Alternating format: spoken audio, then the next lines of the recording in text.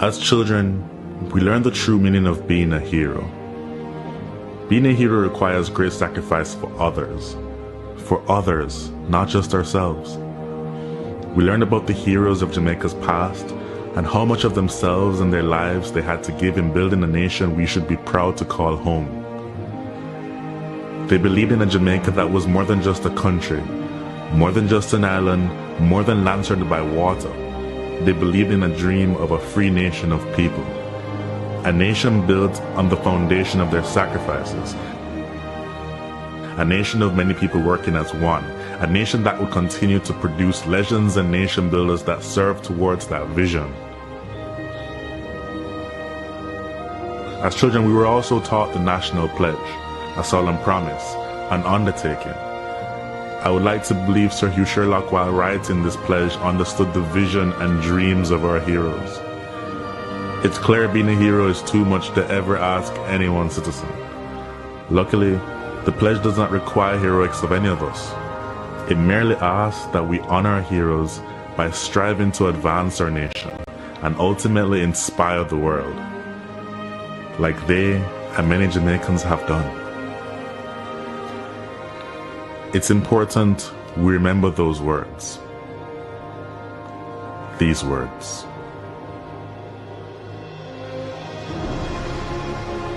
Before God and all mankind, I pledge the love and loyalty of my heart, the wisdom and courage of my mind, the strength and vigor of my body in service of my fellow citizens. I promise to stand up for justice, brotherhood, and peace, to work diligently and creatively, to think generously and honestly, so that Jamaica may, under God, increase in beauty, fellowship, and prosperity, and play her part in advancing the welfare of the whole human race.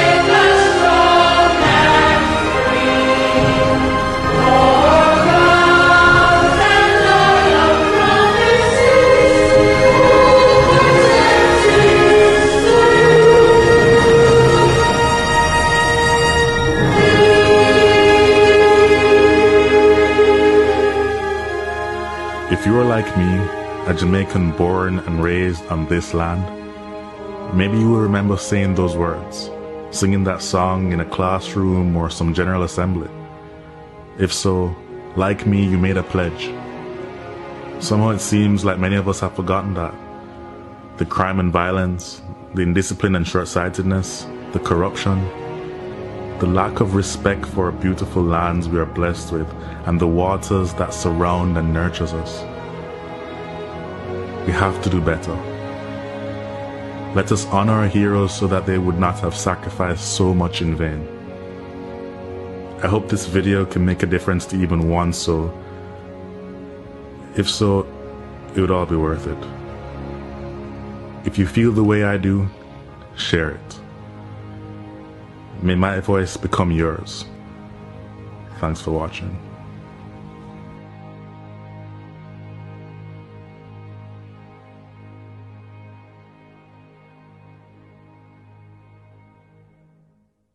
Unity is strength. Make we reason. Make we talk. If we see corruption in any shape or form, we're going to highlight it. Make we talk. Jeffrey Tavares represents yard and broad and the entire diaspora.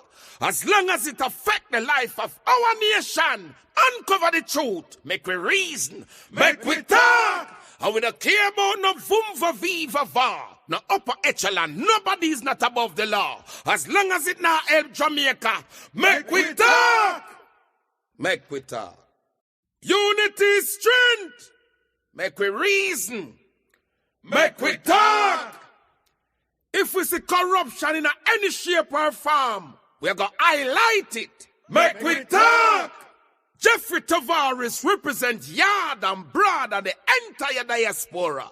As long as it affects the life of our nation, uncover the truth. Make we reason. Make we talk. And we don't care about no vumva viva va. No upper echelon. Nobody is not above the law. As long as it not help Jamaica. Make we talk. Make we talk. Unity is strength. Make we reason. Make we talk. If we see corruption in any shape or form, we're going to highlight it. Make we talk. Jeffrey Tavares represents yard and broad and the entire diaspora. As long as it affects the life of our nation, uncover the truth. Make we reason. Make we talk. And we don't care about no vumva viva va. No upper echelon. Nobody is not above the law. As long as it not help Jamaica. Make we talk. Make we talk. Unity is strength.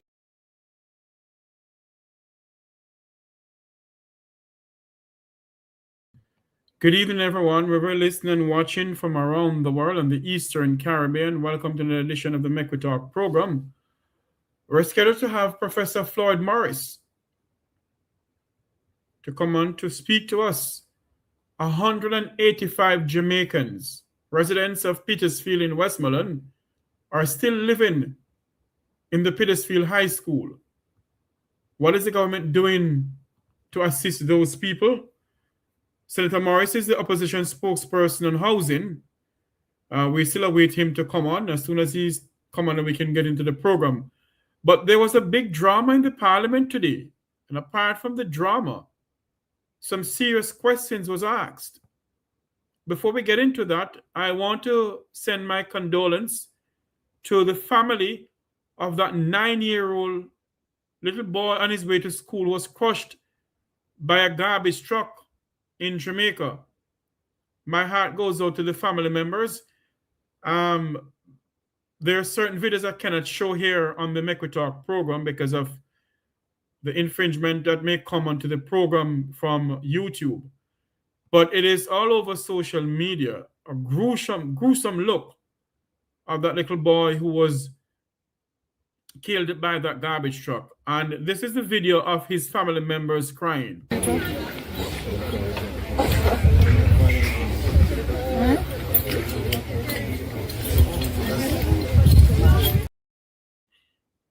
They're crying. And on the behalf of my family and the Make We Talk family, I send my condolence to the family of that 9-year-old boy who died. Also, this evening we're going to have with us Michelle Tolonil, a member of the Jamaican diaspora, to come on to speak to us this evening of what the Jamaican diaspora is doing to assist Jamaicans back home. But before we get into all of that, I want you to listen to some questions that was posted in the Parliament this afternoon by none other than our own good friend, Dr. Dayton Campbell posted some also. But I'm speaking about Opposition Spokesperson on Education, Damian Crawford, who posed some questions to the Minister of Health. Also, come swinging out of the Parliament this afternoon was Everald Warmington telling the speaker, don't cut my mic. Yes, he told her, don't you dare cut this mic. I have over 10,000 votes. And voted, over 10,000 people voted for me in this parliament. I'm the highest person, I'm the highest vote in the parliament. But I want you to listen to the questions of Mr. Crawford asks the minister this afternoon as we stand by to join Professor Floyd Morris. Minister, the loan to JPS of approximately 23 billion Jamaican, is that in addition to the 45 million US dollars that they received from the self-insurance? Yeah, remember the 150 million is a loan from the Ministry of Finance and it's a loan from the government, operationalized by the Ministry of Finance and the Public Service. So in addition, all right. So the JPS loan that was given by the Ministry of Finance, do you have the current interest rate that was agreed to? 5.5%. 5.5%. Are we correct that the projected rate of borrowing that the government can achieve is approximately 12 to 15% projected? The average rate, member, and if you look at our debt profile publication, you will see that it is in the single-digit range. Yes, so can you give me a better understanding? Is it 3%, 7%, 8%? To average that across the entire portfolio, it still comes back to a single-digit number. Yeah, Madam Minister, single-digit can vary from 10 to 9. So I'm asking if you can give us a ballpark, a range of where the average interest rate would be.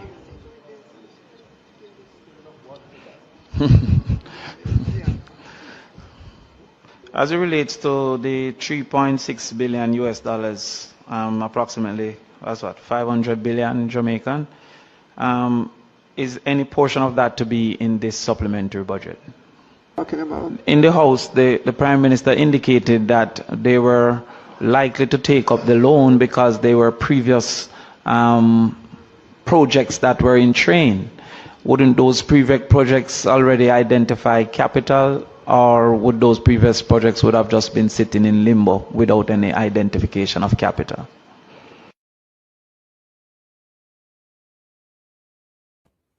Some very serious question posed by Damian Crawford to the minister. And in all of that, as we stand by to join Professor Floyd Morris to speak to us about 185 residents still in housing at the Petersfield High School in Westmoreland, the shelter there. I am being told that the government is preparing to move them. Move them to where? If my memory serves me correctly, and I was searching for that video where Minister Desmond McKenzie said that they're going to put them in tents outside somewhere. And I still ask the question, how many weeks after this hurricane, why is it that those who are in authority, the Prime Minister and others, why is it that they can't get a proper shelter for these people? What is really going on? Our people are still left out in the element of the night. They have nowhere. Some of them, as what Dr. Dayton Campbell said in the Parliament this afternoon, that they are on the zinc and tarpaulin. Many people may say, Jeffrey, the government have done a lot. Yes, they have cleared the roads to help clear the roads, and other people help to clear the roads and everything. Yes, they have done, but I don't think they have done enough to assist our people to have a roof over their head. The Minister of Technology, or the Minister of Energy, Darrell Vaz, was in the Parliament this afternoon. Although the mics were off, you could still see his gesture towards Dr. Campbell because he asked him about the energy. Everyone had been asking about the money that the government has loaned to the JPS. And my question tonight, the JPS has continued hiking their bills to the Jamaican people. Why is it that JPS have to be borrowing money from the government? What happened to all the money that they're making? Yes, people thieving light, but yes, they charge the people who are not thieving light money. A whole lot too. Miss Mattie may be in her house and only have a fridge and a little fan. And Miss Mattie light bill come to all $10,000, $20,000 a month. When you go to JPS to try and query it, they're saying, no, you must pay it. So how is it that we are loaning JPS so much money? What happened to JPS money? At the expense of the Jamaican people. And all they can hear the Minister of Technology saying, or Energy saying, we don't get light after light after light after light. Same way he said to us, we don't get bus after bus after bus. No hurricane happened. What happened to the school bus?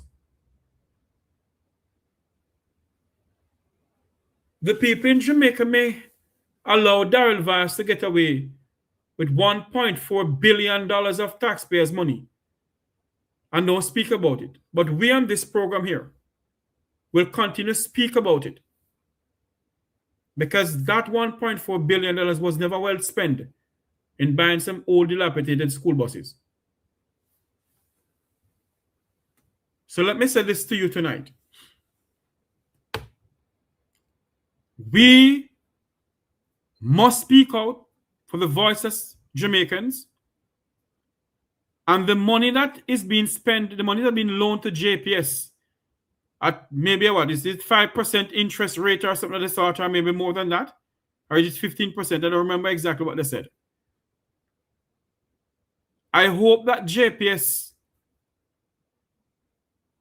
really restore the lights to the people of our country. But restoring the light is one. But when you have your people living in the element, there is no roof, they have no bed, they have nothing like that. What do you expect? What do you expect? But people are going to be quiet and don't say nothing about anything. But the people are going to be quiet and just keep their mouth shut. But let me make it be clear to you tonight that we must speak out for our people. We must speak for our people.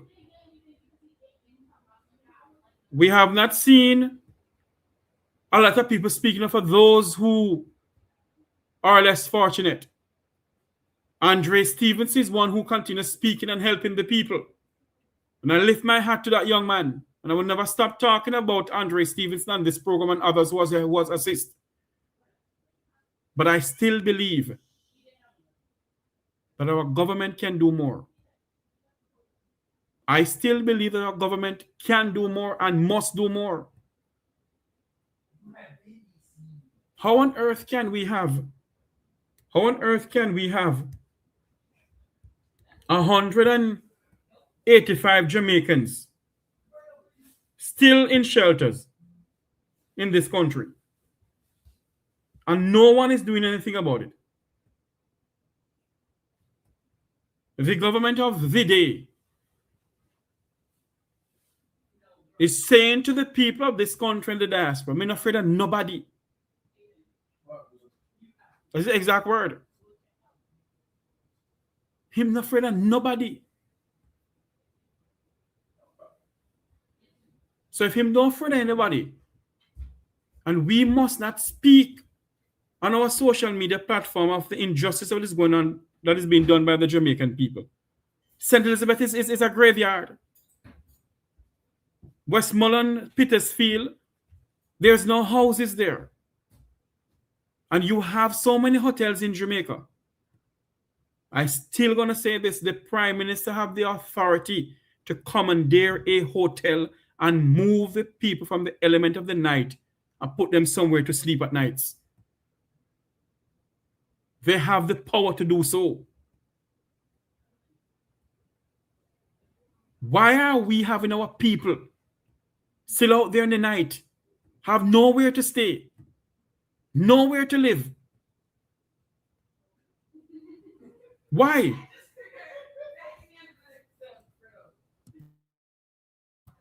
Why are we having our people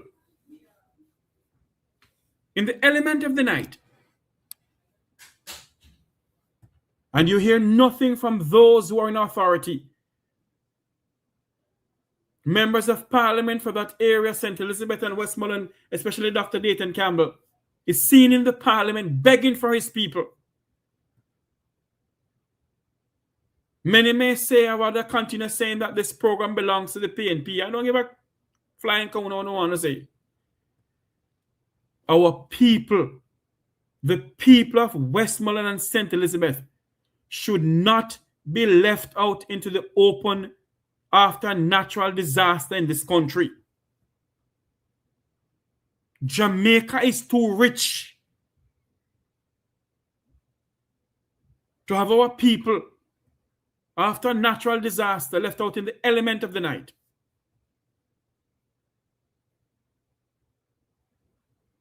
And you have some people using social media to make money for themselves. God is watching you, know. There's a teacher who lost her house on the bank of a hill. And people come there and take picture and circulating around social media that they need help and getting money. And the poor lady not getting the money. And it's a wicked set. And it's a wicked set.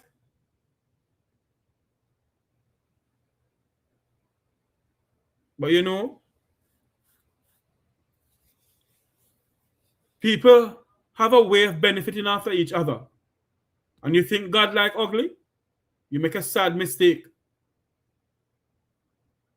Our people need somewhere to live.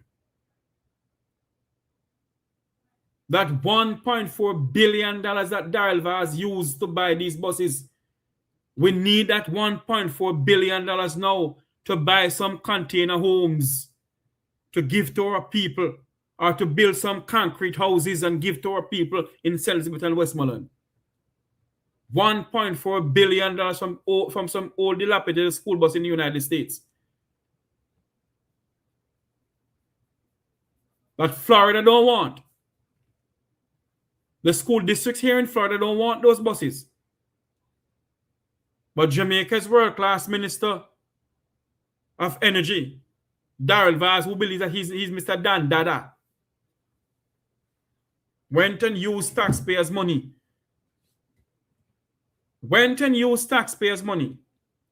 To buy some old dilapidated buses.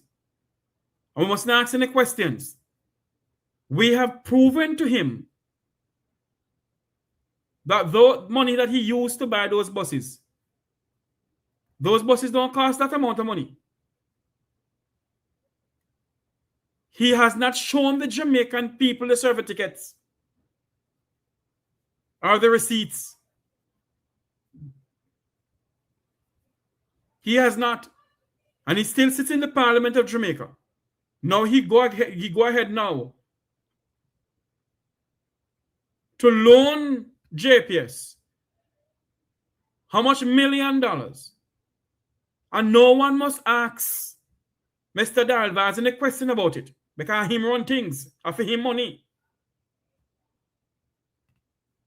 It's his money. So no one must ask him any question.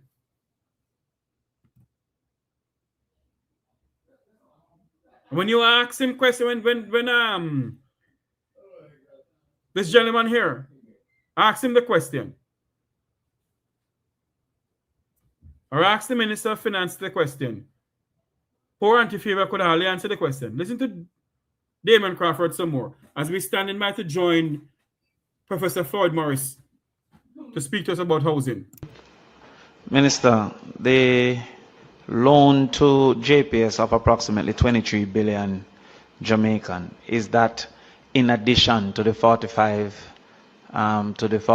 million US dollars that they received from the self-insurance?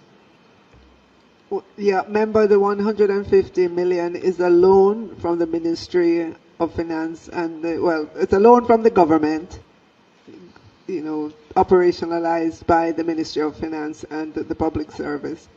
So in addition, all right, so the JPS loan that was given by the Ministry of Finance, do you have the current interest rate that was agreed to? 5.5%. 5.5%. Are we correct that the projected rate of borrowing that the government can achieve is approximately 12 to 15% projected? The average rate, member, and if you look at our debt profile publication, you will see that it is in the single-digit range. Yes, so can you give me a better understanding? Is it 3%, 7%, 8%? Or to average that across the entire portfolio, it still comes back to a single-digit number. Yeah, Madam Minister, single-digit can vary from 10 to 9. So I'm asking if you can give us a ballpark, a range of where the average interest rate would be.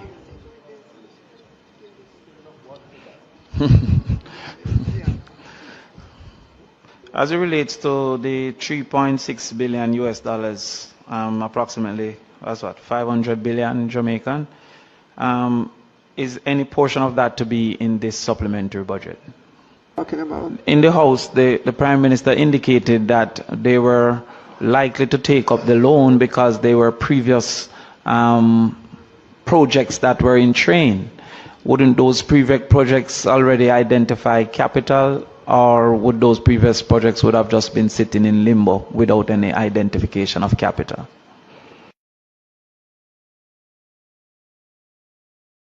My question tonight, though, is the Minister of Finance calling the shot at the Ministry of Finance? Who is truly calling the shot at the Ministry of Finance? Because one would have think that the minister would come prepared to answer some questions from members of the parliament and answer the questions with you know, answer the question properly or with clarity. The question was posed to the minister about the money that the government of the day decided to loan JPS. And the minister dancing around the question. At one point in another clipping, and I don't have that clipping here with me, somebody asked the minister a question, and the minister was referring the question back to Minister Tavares. I saw where Isaac Buchanan posed a question to the minister, and there was a hell of a hullabaloo in the parliament. You know, you wonder sometimes if these people go to the parliament to really do the business of the day for the Jamaican people. And why is it the opposition cannot ask any question of the government when it comes on to money that is being loaned to the Jamaica Public Service Company? It's our money. It's not the Labour Party money or the PNP money. It's our money. So if the opposition is asking questions, it is the sole duty of the minister or the other minister to answer the question. Now, in this saga, is the Minister of Finance must answer the question. The Minister of Finance. And quite obviously, the Minister of Finance can't answer the questions. In the latest saga in the Parliament this afternoon, the Permanent Secretary in the Prime Minister's office, the Ambassador of Plentiful, Ambassador Rocky Mead, was there answering question, and the government member of Parliament, Everald Warmington, got up and said, no, this should not be. In how many years in the Parliament, that should not happen. what is truly happening in this country. We can't get any answers to how our money is being spent. We can't get any proper answer to how we're going to host our people who are left out in the element of the night between St. Elizabeth, Westmoreland, and all over the place. One moment for me, please. Hello, good night. Make we talk here live. Hello? Yes, hello. Good night. Jeffrey. Yes. Good night to your viewers. Hey, Jeffrey, I tell you already, you know, Jeffrey. Mm-hmm. A country without a vision shall perish. And let me tell you something, Jeffrey. Mm-hmm. This when I see these people come to Parliament, Jeffrey. Yes. This when we have a matter of national importance, and even when Parliament is not keeping, and they refuse to update the people or to even give an interview, Jeffrey. It's the same thing they're doing in Parliament. It only left for them, so we now come Parliament. But you cannot have a system where people come and they are not accountable. They are giving no answers. Let me point out a couple of things there, Jeffrey, real quick. Mm-hmm. Jeffrey, you realize, we are telling you already, say it's a conflict of interest. It don't look good.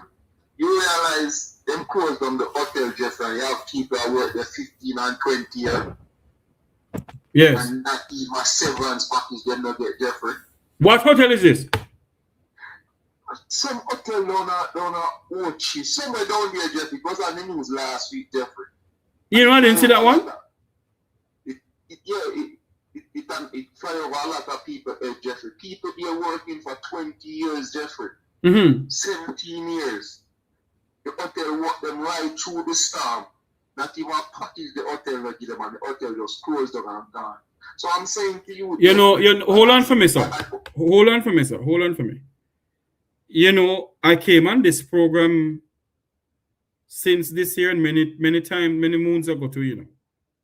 This is not the first time I've been saying this on this program. That the Jamaican authorities allow these Spanish bucky masters to come into this country here. Michelle, you have to not go back in and come back in, you know, because apparently it's saying that device is not connected. So you have to not go back in and come back in. I've been saying it, that these people who we put to govern us in this country sold us out for 30 pieces of silver to these bucky masters who own these hotels along the Negril B Strip all the way up into Ocho. And that is why I keep on saying, you know, hold on for me, sir. I keep on saying, you know, I will not work up here, sweat up here, do what to make a little living up here, clean what to make a little living up here, to go and spend my money in any hotels in Jamaica where they're treating the Jamaican people as if they are nothing. But you know, Jeffrey, I'm going to tell you something, you know, Jeffrey, and I pointed it out here, you know, Jeffrey, because I've experienced it, you know, Jeffrey. Living in America here, Jeffrey, you can have a man being Democrat or Republican. That's his choice, right? Right. But you do not have a Democrat representing a trade union and he's an active member. Jeffrey, I felt the hands of that. Jeffrey, let me give you a reminder. I used to work at coffee industry board. Hurry up for me because my guest is here, so hurry up for me. Yeah, the man who was in charge of negotiation was Roddy Spencer. Yes. He was also the man, he was in charge of the EITU, but he was also the minister who in charge of the portfolio. So the man is negotiating with himself, Jeffrey. Welcome. Welcome. So let me tell you, Jeffrey, say, it's not that I don't respect even people like Senator Lambert Brown. Yes. But it's a conflict of interest because you're telling me when PNP win and he's the union representative, he's still a member of the government. Well, it all depends, you know, because if I don't know, if the PNP should win, maybe Senator Brown becomes... Jeffrey, not going to change, Jeffrey, because this has been what has been happening. They don't change. They don't change. It's just like how you'd have said, you know, it look like corruption. But it smells like corruption. and if it don't smell like contract, you got to remove yourself. Yes, just like how Daryl Vance spent $1.4 billion of taxpayers' money to buy some old dilapidated school buses in this country. Jeffrey, Anyway. Daryl Vance spend the 1.4 billion because there's nobody to track him. The contractor general, the auditor general is not working, Jeffrey. Well, because if I fire him there, Jeffrey, if I fire him there, them ask for the receipt, and if he not give the receipt, Jeffrey, they know what to file it online and lock up his ass and he gone to prison. And that is why I'm saying, hold on for me, sir, and we have to run on. That's why I'm saying, in any other modern democracy, Daryl Vance will not sit in the Parliament of Jamaica. Anyway, gotta run. All right, my brother, take care. Thank you very much. All right, cool. I have joining me now Lady Michelle Tolonil. She is the diaspora rep for what region again, Michelle? Talk to me. The Northeast. Good evening to you and your listening audience. Thank you very much, and viewing audience too. Yes. Talk to me, Michelle, about the relief program you guys are helping out in Jamaica. Well, that has been going extremely well. One thing we can always count on is the diaspora. As you know, the Prime Minister will always say that during COVID, diasporans came out, and because of the diasporans, that's why Jamaica was able to stay afloat. And this is no exception. We are getting donations left, right, and center. But I must also thank friends of Jamaica, individuals who have visited Jamaica or just love the work I am doing or love me for being Jamaican and want to give. So the donations and support for this relief efforts is coming from all walks of life. So I just want to say that I'm saying thank you to everyone. So what have we been doing? So we are doing 2 sets of collections.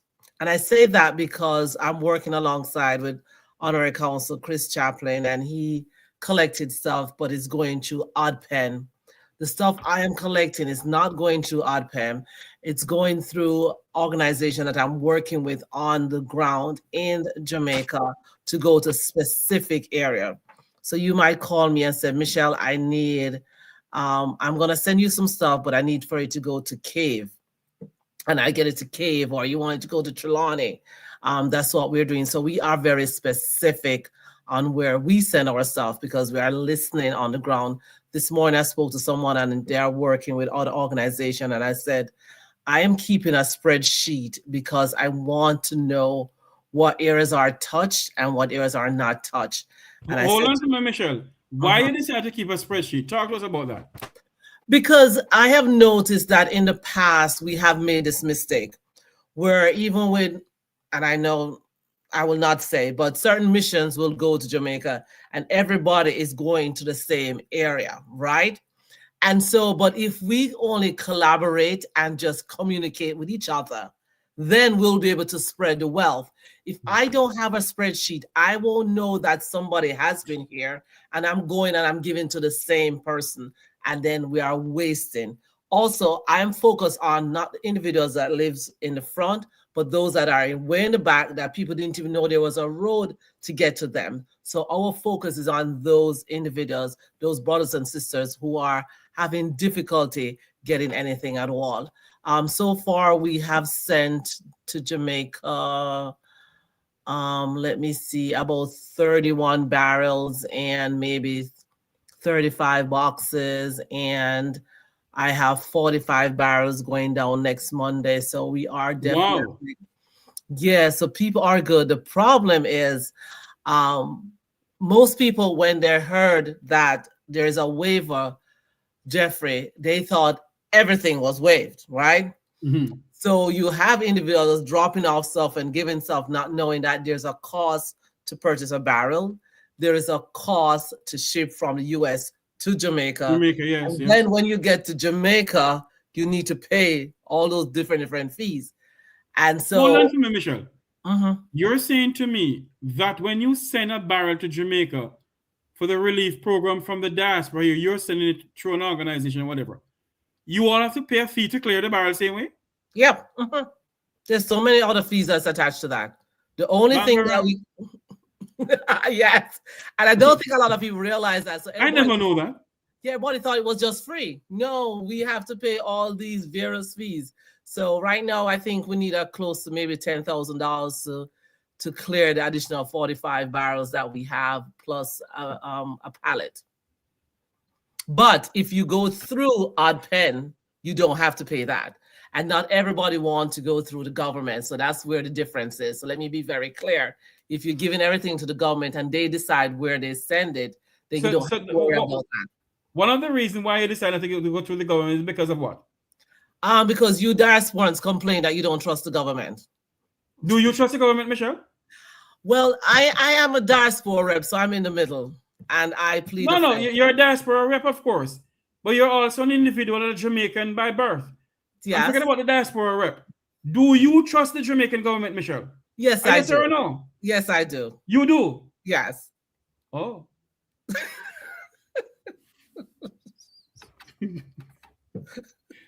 No, but Michelle, on a very serious note, what is going on? The Jamaican who lives in the Jamaican diaspora have seen and have heard that during the pandemic, money was collected for Jamaica. It was put into a minister's hand. It went to the minister's handbag. And based on what we are hearing from good sources, that when they asked about the money went to the consolidated fund. What consolidated fund? And there's no trace of the money. So that is why the people in the Jamaican diaspora don't trust the government.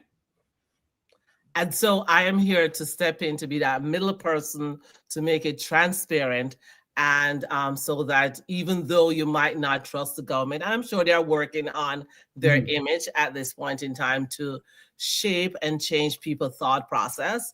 I want to make sure I was able to do that so I could satisfy those individuals that at this time are concerned they won't get to the area that they wanted to go. Then Michelle, I didn't call it to quiz you on this, but I'm going to drill you on this evening. Then Michelle, yes. if you trust the government, why didn't you send your barrel through Adpen then? No, but I say I'm for the people. I am for yes, the you are people. For the people, and Adpen is for the people. Right. And so as a diaspora for the Northeast, they called me and they said to me, Michelle, I want my stuff to go to this area. And I trust you, Michelle, because I've known you for the last 2-3 years. And I'm asking you, can you do this? And so we took that on. Also, if you look at the list as well, there are certain things that were on the list that we could not send through Adpen. So yes. Like food and clothing. So all of that played into it. So it's not only that there was no trust, it's just that they wanted food and clothing to go as well. And I would facilitate that part. But everybody's sending food and clothing, Mr. O'Neill. Yes. Everybody's sending food and clothing. Yeah, but if you're going through Adpen, you can't do that. Pardon me? If you're going through Adpen, you can't send food and clothing. You cannot send food and clothing? Not through Adpen. No, look at the list. It's not there. That's ridiculous. I think they wanted to focus on the necessities. So they focus on the batteries and the generators and the hammer and the PPEs and the beds and all that stuff. So, and the cleaning and whatever, if we need shuffles and hammer, all of that. So their focus was on that. And so then it behooves me as a diaspora rep to say, okay, there's a second list that came out. Let me focus on that list and get stuff to the areas that you need it to be. So, okay. For instance, how much barrels do you have sending now? Right now, it's a total will be 45 more. All right, 45 more barrels. And out of that 45 more barrels, all of them is food? No. Okay. So all of them is not food. So what is not food? Couldn't you send those through Adpen? I could have. So why don't you do it? Because the individuals who gave it to me asked me, Michelle, I would like this to go to Cave Westmoreland, or I'd like it to go to Montego Bay, or I'd like it to go to the fire department, or I'd like it to go to the police in Montego Bay. So I facilitate whatever your ask is. Okay, I understand where you're coming from, and all of that. You still trust the government because they're doing a great job. Yes, they are doing the best they can with what they're working with. Okay. So, Michelle, no, you're sending over 45 barrels to Jamaica. And Yes. people say they trust you. That's why they give it, because they don't trust the government of Jamaica and I didn't say shebang around. Why are you laughing? I don't even know why I came on this program, Jeffrey. I don't know why. Why? Jeffrey, don't put any words in my mouth. Oh. No, I'm not putting words in your mouth. No, I'm just telling you what people are saying. I didn't say I say. But anyway. No, I did not say you say it. No. I said people said it. Okay, go ahead, Jeffrey. People around you said they don't trust the government. And that's why they count on you to do it for them. No, if you had trust Adpen, Michelle, you'd have sent on the barrel through Adpen. No, that's not what it is. I want to do what the people ask of me.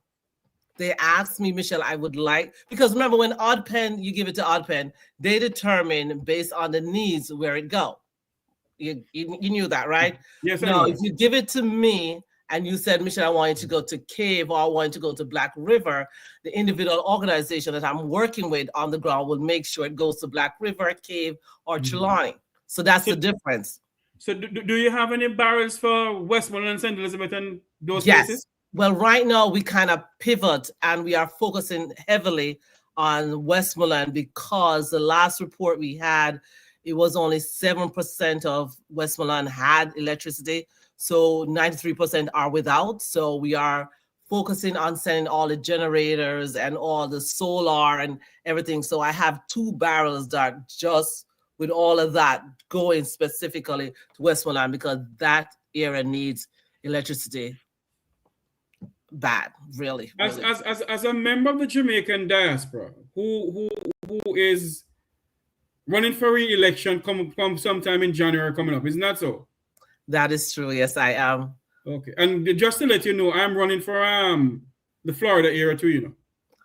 Awesome. Yes. Awesome. And Rattigan is running for Washington area too. Awesome. Let me ask you this question, though, Michelle. Yes. As a member of the Jamaican diaspora, our people are left out into the element of the night. They have nowhere to sleep. They have tarpaulins covering them and a little sheet of zinc. They have nowhere to relieve themselves. One would think that the government of the day would have evacuated the people from Westmoreland who are really hit hard and St. Elizabeth and wherever, and either commandeer a hotel, put them there, or put them at the National Stadium or the National Indoor Sports Center. Don't you believe that that $1.4 billion that Darrell Vaz used to buy those old dilapidated buses could be spent to host those people right now? But to be fair, didn't he bought those buses before the hurricane? Yes, but the fact of the matter is, that money that he spent couldn't be well spent now. But he didn't know there was going to hurricane, so I can't deal with the could have, should have. What we are going to deal with, Mr. Tavares, is where we are at this time and what we could do. And, I did send in my suggestion based on what you said. It's about moving individuals from Westmoreland to other areas, maybe the stadium or so forth. So I do agree with you. A lot of things is lessons learned. I'm sure I cannot imagine. I would never want to be the Prime Minister of Jamaica at this time. A Category 5 is nothing to sneeze at. And trying to get that in place and working and just making sure you have the best team working with you and get things moving, I'm sure it's difficult. And that's one of the reasons why, even though we are doing this and I said in another week, I'm sending 45 barrels to Jamaica, the next thing we want to do is pivot to rebuilding, right? So we are talking about, and I just came off a call with the agricultural sector here in Philadelphia, and they're having a meeting January 12, 13, and 14, and we are trying to put together to send seeds and so forth to Jamaica. And then we also trying to raise funds to buy baby chicks, or so that people can buy baby who? No, chicks for chickens. Baby fowl. Yeah, baby fowl. So people can, start growing their own stuff, and we can go back to a point where we are self-sustained. So we are pivoting and we are trying to do what we can to make sure people can live again. And we will, because we are resilient. It's going to take some time, and we need to manage our expectations as well. Indeed, indeed. So you said that you're sending generators for because I'm from Westmoreland, you know? That's why I'm debating in Westmoreland. Oh, what era? And I have family who lives in St. Elizabeth, in-laws are from St. Elizabeth. So I am debating on both St. Elizabeth and Westmoreland. Don't get me wrong. I went to school in Hanover. I have family in Hanover, friends in Hanover, and Hanover need help too. So is Trelawney, so is St. Anne. Miss P, good afternoon to you. Miss P needs some zinc for her house. A lady who, believe you me, she have her son going to school, Michelle. She don't have a roof. And she hasn't seen nobody from the Ministry of Labor to give her anything to eat. Could you do me a favor and send me her information? And let me I will. I see if I can have order something from Lasco to send to her as soon as possible. So send me that information, because I have been using Lasco to order food through their care packages. So we have been doing that as well. So you do have my number. So let's send me our information. Let me reach out. I'll reach out and call her tomorrow. Yes. Okay, that's what I can do. So talk to me about the rebuilding effort that you have planned for them now. Are you going to give them some board houses again, or some concrete house, or some container houses? Because I know a woman of your caliber, you know, you're in the people of the Vumbavon on the Vumbavin. I can't with you. I can't with you.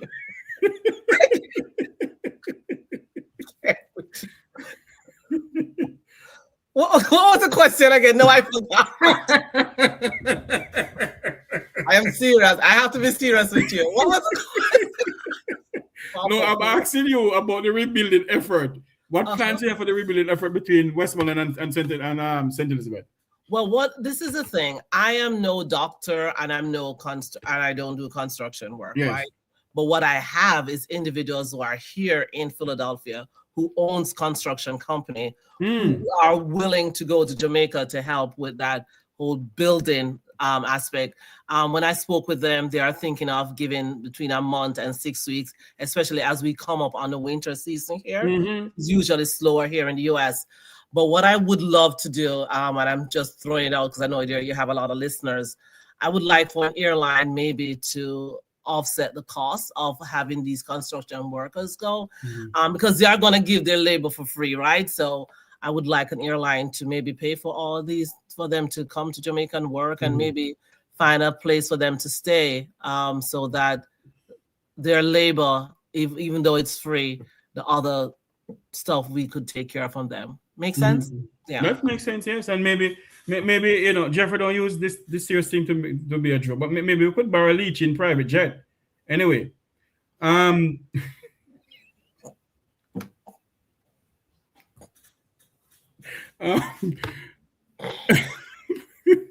I'm not. No, this is a very serious thing. This is how Jeffrey is.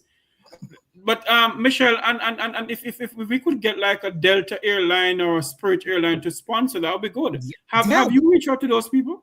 No, I haven't yet, because I know what we're focusing on based on meeting is trying to clear things up. So as we said, we are just pivoting, and what I did, I reached out to the construction friends that I have here, and they're all willing to. So I'm just waiting for the ministry to reach out to me and say so forth and so forth. I'm doing the same thing with doctors. I reached out to I heard we needed an oncologist, and so I reached out to an oncologist in North Carolina, and he is going to be going down and working with them. So have you reached out to somebody in the mental field? Because believe you me, Michelle, a lot of Jamaicans who have been devastated with this hurricane are having mental problems.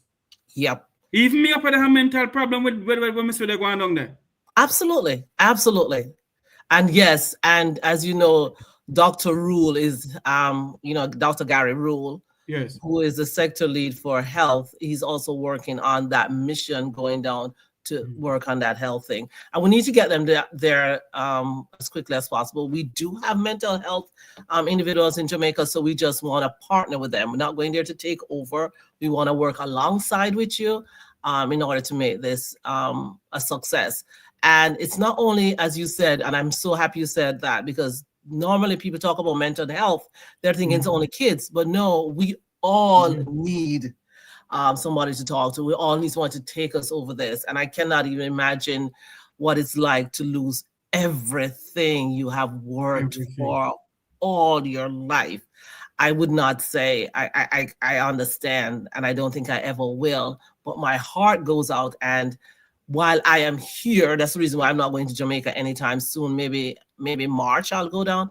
I want to see what I can do from this side to support what's going on there. So it's a wait and see for me. But yeah, definitely the mental health, because as you know, diseases and all that will come as a result of walking in. But I have been warning on my platform, Michelle.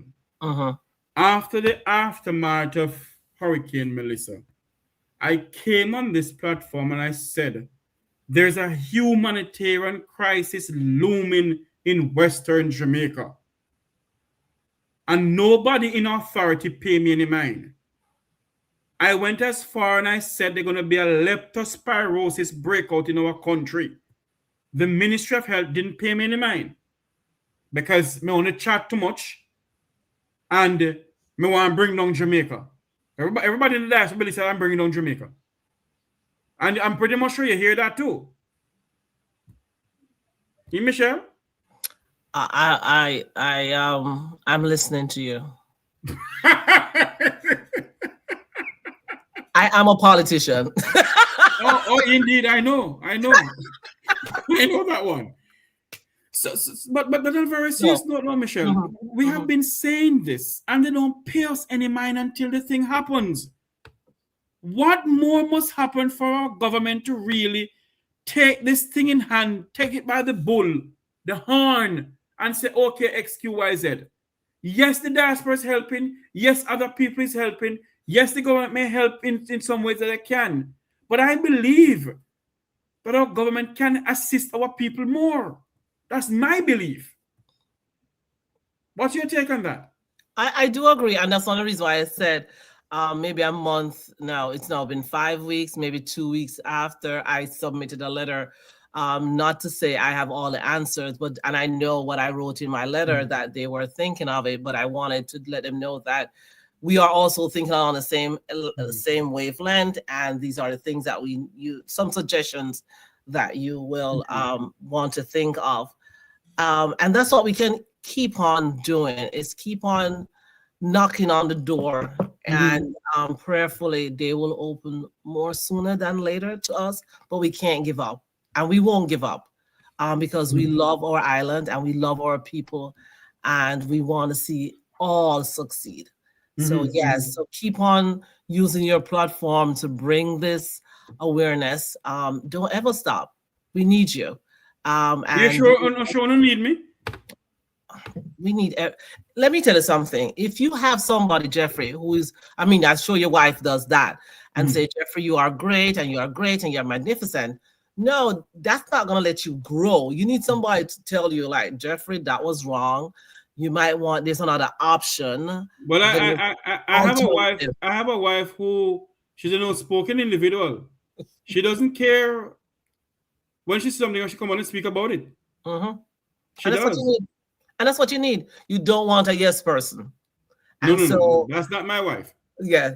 So you keep on doing that. Maybe, unfortunately, they didn't hear you, but now they're talking about it and talking about other stuff that we need to look into. We need to be more of a chess player than a checkers player. We need to be seen down the road, and so we can prevent all these little things from happening. But keep on pushing. We will get there. What about the red tapes of those people medical people want to go into Jamaica to assist? And red tapes about, a lot of things, that because Jamaica is a red tape country, If you want to send on a microphone, it's a red tape. You have to go through the people of the affluent society to get through to stuff. So what about the red tape for you getting some people down there, like the psychiatrists, the doctors, and so forth? To be honest with you, I have to do. I'm on the opposite of that. If you know somebody who is having a problem, let me know, because everybody I know so far is not having a problem. As long as they look at that list and they have their ducks in order and their papers, they are not having problems. So, and that's one of the reasons why last week when I was on another call and they were talking about mental health, I said, Jamaica want to make sure you have X, Y, and Z. So before you even do that, make sure you have your papers, credentials, all of that correctly. So I have to say, I don't hear that part. And if you know somebody who is having, and they have given everything Jamaica has asked for, then let me know and ask you if I can make a call on their behalf. But I'm not hearing that part. I'm going to switch away from what we're giving and so forth. A little bit of politics from your end. I'm going to ask you a question now. Yes, Jeffrey. Your take on the whole idea of the Jamaican diaspora have always been there for our people. Do you believe that they should reform our constitution to allow members of the Jamaican diaspora to vote in Jamaica? I thought you already could vote in Jamaica. That is not an issue. Michelle. You can go down and vote. But is that legal for you to do it as an American citizen? You see, I as far as I thought you could do that. I don't vote in Jamaica, right? So it's not something that's on my mind. But as far as I know, and Honorable Kamina Johnson and so forth has always said that you just need an address. And I know in the last election, quite a few people from here went down and voted. So do you believe a member of the Jamaican diaspora should sit in the parliament? I believe we should sit on every board. Because I do believe in diversity, and I believe you can benefit from our experience. Likewise, we don't have all the answers for Jamaica. And you know your Jamaican people. You cannot walk into Jamaica and tell people what to do. You're not going to get anything out of them. You have to work alongside them. As a member of the diaspora rep, have you pushed for that? Have I pushed for that? Yes, we have had conversations around that. And that has always been on the table. But even my predecessor did the same thing. And hopefully that we will eventually be on these various boards. You can always learn from us. I am not trying to run Jamaica while I live in the US. No, if that's my intent, then I'm going to give up my citizenship and go to Jamaica full time and be there. But to sit on a board and give ideas and so forth, I think that is welcome, and that should be done on every board. Since we do give so much back to Jamaica. There you go. And you're a person who can take up your phone and call PM Holness at any time, and the Minister of Foreign Affairs and Foreign Trade. Have you ever discussed that with the Prime Minister? No, I have not. With the Minister? No, I have not. With the Junior Minister? I have others that say that one more time. I'm so sorry. I talk over you. Sorry. Have you ever discussed that with the Junior Minister? Yeah, so I will talk with, so we have our own group that we have, all diaspora reps, and we'll talk among ourselves. And we do have a vice chair, and the vice chair will take whatever our suggestions are. We do have meetings, and at that meeting, we are given the opportunity to say whatever we want and how we feel about something. And that's one thing I loved about when, why am I blanking on his name at this point in time? Are you nervous, Michelle? No, nervous about what? Please don't. No. We're having a conversation. Okay. I'm having a conversation. I was trying to remember somebody's name now. When Minister Terry Long, when he has meetings, we always get an opportunity to make suggestions based on our field. If we are in health or we are in agriculture or technology, we always use this opportunity to say, you know what, where we live on this side in the US, Canada, or UK, we have this thing working. Maybe Jamaica should try it. Yeah, so we always get opportunity to make suggestions when we are at the meeting. It's not monopolized by what they want. They're always, and that's what the diaspora is about, right? We want to collaborate. We want to make suggestions. We want to work with for the betterment of Jamaica, but as well, making sure that whoever called the U.S. home, that we are learning to thrive in our own community here. So what we do is basically twofold, which is one of the reasons why for me, I will always have a forum, because I do believe in education. And the more educated you are on a subject matter, you can make a good decision. That's why I have the conference, the first Diaspora Northeast Conference here in June, which was a success. And we hope to continue with that as we move forward. You're having one in January again? No, actually, there was one that was supposed to be in February, but that won't happen. Melissa, at that time, the minister was going to come up? Yes. But Melissa throws everything off because, as you realize, even the election is now in February when it should have been. Had Melissa not happened, we would have known who the new Northeast diaspora would have been last week. So Melissa really pushed everything forward, and as you know, everything is on till February. In the whole diaspora organization, Ms. Tolani, do you believe that the Ministry of Foreign Affairs and Foreign Trade should be dictating to us? This is the thing. I don't think they dictate to us. They have a conversation with us. They have a conversation with us. But Michelle, if this is a diaspora run by people in the diaspora, why should the Ministry of Foreign Affairs have something to do with it? Why not? Aren't we trying to work with them? Aren't we trying to present our ideas? No, but Michelle, aren't they telling you people what to do? No, they don't. No, they don't. No, they don't. No, they do not. No, they do not. Under no circumstances. I am telling you, when we have meetings. Explain to me then, who do they appoint from the Ministry of Foreign Affairs? Which person they appoint here and appoint there in the diaspora? The health sectors are all appointed. All the sector leads are appointed. Our position are elected, and you should know that as going in. Yes, I know. As one of that. There is the ones in Africa, I believe, as well. They are not elected; they're appointed as well. So why should the Foreign Affairs Ministry appointing people? But they're appointing based on our suggestion. So if you think, when it comes up to a sector lead, for example, and I use Gary Rule, and you know that Gary is in the US and he's doing this great job and he's a doctor and and they are looking for a sector lead. Jamaica is always asking for suggestions.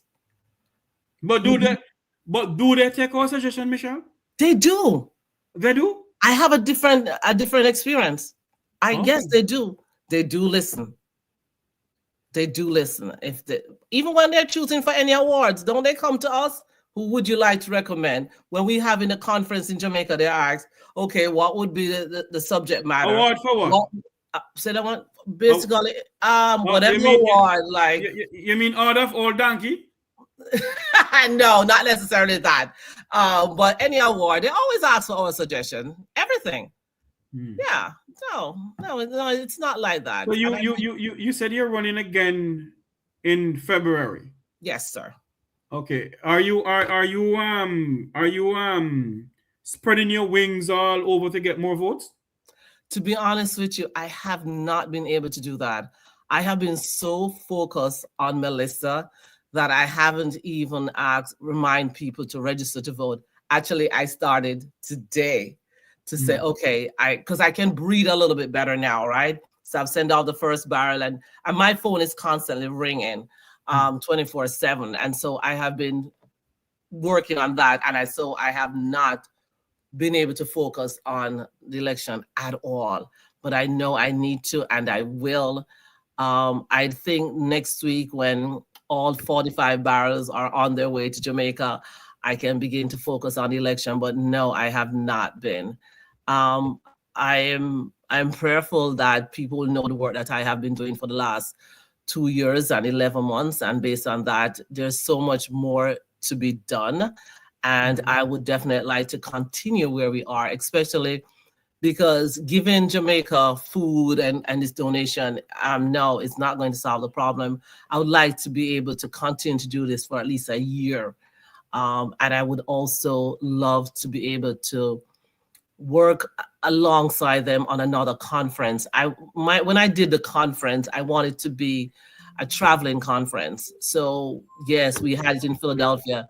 Maybe next year. Continue talking to me, Michelle. I have to take this call, but continue talking, please. Maybe next year, New York, maybe following Connecticut. but I want it to be such a traveling conference that we can be out there educating people on what we are, what we do, because people still don't know what the diaspora is all about. So this is our opportunity to connect, to collaborate as we go on to make sure we are helping people here and in Jamaica as we continue to build.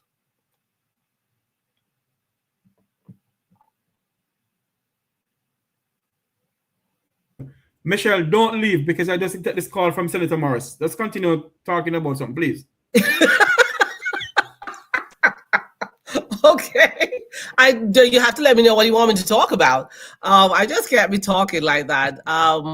So what can we talk about? All right. So the election is coming up. You need to go on, like every election, you need to register to vote first.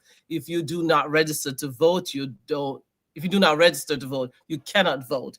So just make sure you are doing that at this time. And register to vote for both Jeffrey Tavares in the Florida is the West, eh? Yeah. Yes, and Wilfred Rattigan in your area. Yes. Yes. So well, I would not say that. I would say to vote for me, not for Mr. Rattigan. So why not? Why not? Because I want to win. Why would I say that? I mean, everybody wants to win. You vote for Jeffrey, vote for Michelle, vote for Rattigan. No, vote for Jeffrey, vote for Michelle. That's it. Not for Rattigan? No. I wanted to vote for me. Why? Because I want to win. What do you mean, why? Why, if I vote for Rattigan, then that's going to take away my vote? I don't want that. I want to continue what I've started. And I will. And continue what you started, that the people in the diaspora don't trust the Jamaican government. You see, Mr. Tavares. Yes, ma'am. I told you. Yes, ma'am. What they want, what people think. It's just the same thing. People might, not everybody trusts you, Mr. Tavares. I know. A lot of people in the diaspora don't even like to hear the name Tavares. Okay. And yet here I am. So that, it's not everybody. So just the same way, not everybody's going to like, no matter what position you're in as a leader, not everybody's going to like you. What I try to do as a leader is to be transparent. So even if you don't like me, you can say, I might not like Michelle, but she says she's going to do this. She's definitely going to do it. And she has the receipts to show that that's what's been done. And that's all I can do. I mean, I'm a woman of God. When Jesus Christ was here, did they like him? No, not everybody did. So why should I expect? So for me, I'm just doing the best I can. Like what they don't like Rattigan either. They don't like you, Mr. Tavares. Michelle, as we wrap up, because I'm getting a wrap up signal from my darling wife. I gotta run. As we wrap up, Michelle, I want you to talk to us of our final thing about you helping our people back home. And you're sending so many barrels. You have to get 10,000 to send the barrel because you can't send it through AdPen because we don't trust anyway. Jeffrey, behave yourself. Just wrap up for us. Okay. So this is where we are. We have been successful in sending to Jamaica so far, I would say 35 of each, be it boxes or barrels to certain areas in Jamaica. We have been successful in sending through LASCO 250 food packages, care packages based on the need. And I do like that option that LASCO give us because I can call them and within 24 hours, they can get food to an area that's needed. So we will continue to do that as we hear the immediate needs. The barrels that are going down, we're working with an organization down there with volunteers. And so they will work alongside me, making sure the areas that we are hearing that haven't got anything, we are able to do that. While we do not have zinc at this time, we do have a lot of tarpaulins that is going down in I think I have maybe a barrel and a half with just tarpaulins at all. And so when we have 2 barrels with just solar lights and batteries and flashlights and all that kind of stuff to help our people. And then we had an ask for PPEs as well. So we'll be sending on that, and we're sending on clothing for the children. The only other thing that we wanted to attach was to get some toys because Christmas is around the corner, and we're trying to see how much we can do to make sure it's hard, it's difficult, but to see if we could just brighten some little kids with a few toys here and there. And we'll I have about 3 barrels or 4 or 5. I have 3 barrels or 4 or 5 plus a pallet that's just nothing but food. So once they get there, they'll package it, and based on the areas that I hear, they will send it to. So if you have a need, reach out to Mr. Tavares. He has my contact information. He'll let me know, and we'll see what we can do to get stuff to you. But keep praying for me. Keep praying for Jamaica, because this is not normal. It's difficult. It's hard. So we need all the prayers, and we are believers, and we are resilient, and God will see us through. And we will come out better for this. And as a result, Jamaica will once again be on the list of places to visit for your next vacation. Thank you. Michelle, before you go though, have you reached out to Publix and Walmart from your capacity as a diaspora rep? Are you leave it to the ambassador and the CGs? Well, I do my areas. So I work with Walmart here, and I work with, you know what I'm saying? So I'm in Philadelphia, so I work with ones right here. And I'm working with Boston and Massachusetts and New York and New Jersey. So everybody is, you know, because you have a relationship with your Walmart and your whatever store it is. So you can easily walk in there and be like, excuse me, this is happening. And people just want to give. And it's not only diasporans, it's everyone want to give because they love Jamaica. Bob Marley, our music, right? Our food, who we are as a people. And we walk into every space and owned it, right? And we are also blessed by God. So people just want to give. And I'm totally grateful to all the organizations that I have worked with over the years that just come up and die. Michelle, I'm giving this. Michelle, I want to do that. I want to help. And I just came off a call with the Mayor's Commission. And while I pitch to them where we are and what the needs are, I had somebody from Africa came on and he was just like, I would like to endorse what Michelle is doing and ask that you continue to give to her.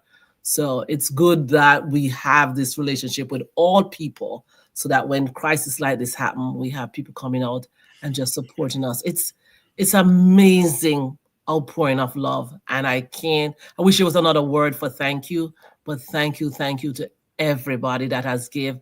Even if you don't give with your money or donation and you give with your prayers, we need all of that. And I thank you all from the bottom of my heart. Thank you. What I want you to do, Michelle, though, is as I'm going to let you go, is when you're having your meetings, like you're bringing on a member of the Effortless Society from Jamaica, you need to televise it that your diaspora people who you represent can see it. Okay. You know, because when you have this Zoom meeting where only, you know, I mean, people don't really see anything. So we need to correspond that we can do something that the people can see what you're doing. I'm pretty much sure if when the election come and if you go back in, hopefully you do it. If Mr. Ratty can go in, hopefully he does the same thing too. If I go in, I hope I can, you know, help the people and talk to the people. Which of that I hope that they do vote for me, because at the end of the day, we're all for Jamaica and we're all Jamaicans under one umbrella. And we, the people, need to have representatives who can really stand up for us and speak up for the voiceless of our people. Yes, absolutely. Absolutely. I wish you all the best and much success in your bid. For it's a good thing. It's a good thing. And to be able to sit in a space where you can help not only Jamaica, the diasporans, but you can also contribute to the conversation in Jamaica. It's indeed an honor. It has brought me so much joy. I love it. That's good. Thank you so much for coming on, Michelle O'Neil, Diaspora Rep. Thank you. Thank you. You're welcome. For those who had expected Professor Floyd Morris to come on, he just spoke to me a while ago. He was having some technical difficulties, as you know, with the internet system in our country. So he apologized to me and said that he will come on tomorrow evening. So we'll have Professor Morris on for an hour, and then, you know, we swing over to another program that is going to come on. I want to say to you all this evening, despite what we're going through, despite what our people is facing, there is hope. There is hope that a Jamaica can rebuild. And as all of us rally around a single cause and a single purpose, we must never leave out and put one person first in everything that we're doing. Put the Almighty first. May God bless you.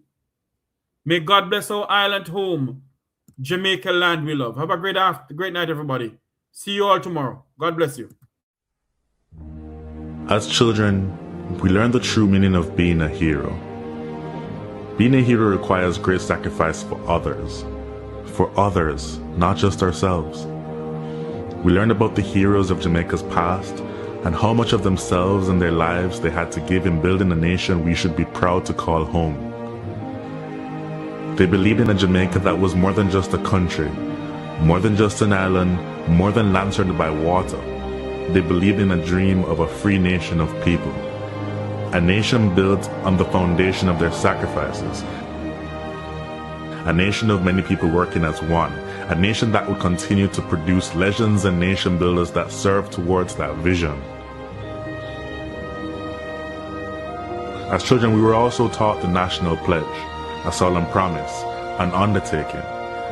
I would like to believe Sir Hugh Sherlock, while writing this pledge, understood the vision and dreams of our heroes. It's clear being a hero is too much to ever ask any one citizen. Luckily, the pledge does not require heroics of any of us.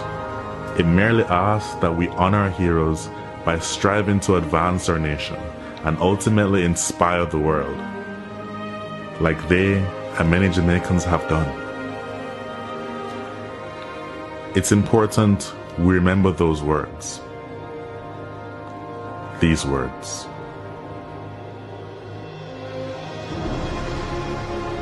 Before God and all mankind, I pledge the love and loyalty of my heart, the wisdom and courage of my mind, the strength and vigor of my body in service of my fellow citizens. I promise to stand up for justice, brotherhood, and peace, to work diligently and creatively, to think generously and honestly, so that Jamaica may, under God, increase in beauty, fellowship, and prosperity, and play her part in advancing the welfare of the whole human race.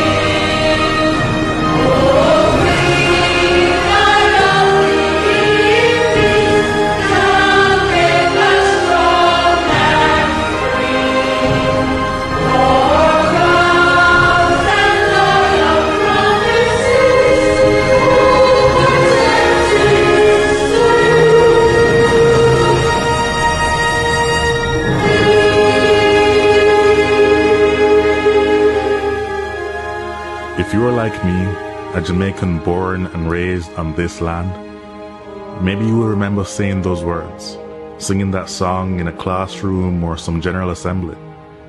If so, like me, you made a pledge. Somehow it seems like many of us have forgotten that. The crime and violence, the indiscipline and short-sightedness, the corruption, the lack of respect for our beautiful lands we are blessed with, and the waters that surround and nurtures us. We have to do better. Let us honor our heroes so that they would not have sacrificed so much in vain. I hope this video can make a difference to even one soul. If so, it would all be worth it. If you feel the way I do, share it. May my voice become yours. Thanks for watching.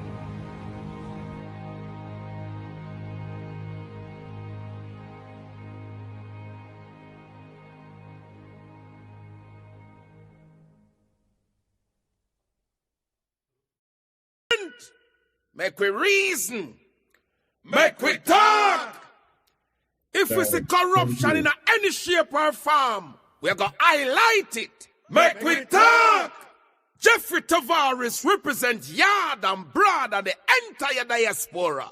As long as it affects the life of our nation, uncover the truth. Make we reason. Make we talk. And we don't care about no vumva viva va. No upper echelon. Nobody is not above the law. As long as it not help Jamaica. Make we talk.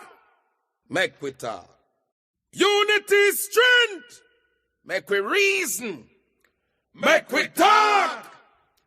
If we see corruption in any shape or form, we're going to highlight it. Make we talk. Jeffrey Tavares represents yard and broad and the entire diaspora.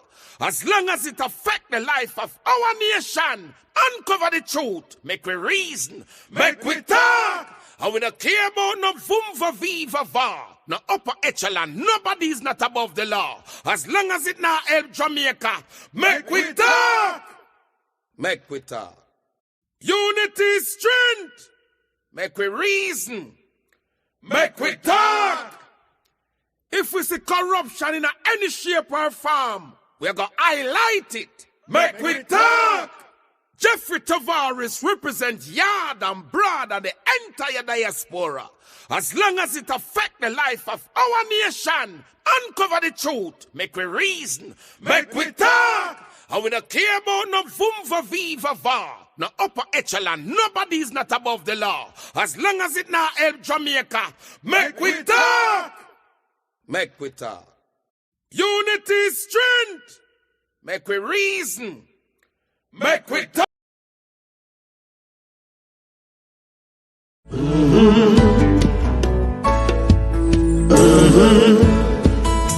When the game gets rough and this life just seems so tough, make we talk, my people, make we talk. When this town becomes an ugly place, don't let it erase the smile from your face. Make we talk, people, make we talk. Conversation is the key, a guiding light for you and me.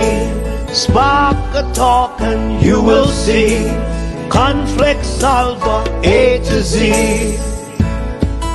World leaders master the art of self-defense just by talk.